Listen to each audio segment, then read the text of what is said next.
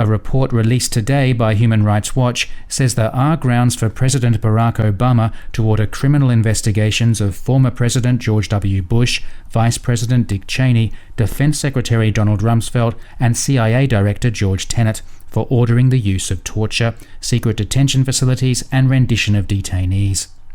For more on this report called Getting Away with Torture, the Bush Administration and Mistreatment of Detainees, we turn to Andrea Prasso, Senior Counter-Terrorism Counsel for Human Rights Watch.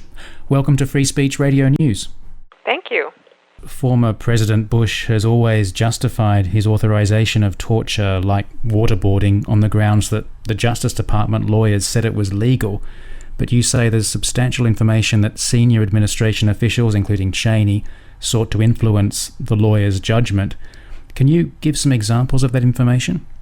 I think it's really important to recognize that a memo from a lawyer doesn't make criminal conduct legal.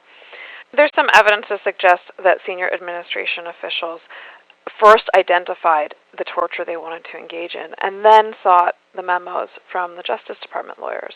That's simply not the way it works. The duty of a lawyer is to provide independent legal advice to his client, and that's not what happened here.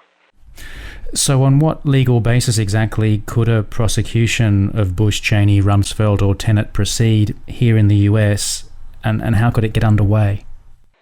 War crimes, definitely. The War Crimes Act makes it possible to pursue war crimes in federal court in the U.S.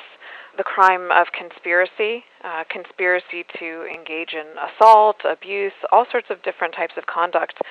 When you look at what happened to some of these detainees, it's very clear that what we would consider sort of ordinary crimes took place. They were beaten, they were sexually abused, they were threatened with violence. All of these are clear crimes under U.S. law and can be prosecuted. If the US doesn't act on these crimes and investigate them, you've said other countries should. How far could a case pursued somewhere like Spain, for example, which has a legal system that allows its courts to pursue international war crimes, really get?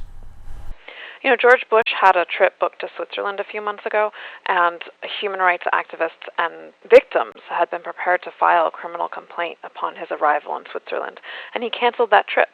There was a lot of publicity in advance, and it suggested that he was aware that he might actually be charged in Switzerland and therefore didn't travel to that country. So I think that actions taken by other countries really can have an impact.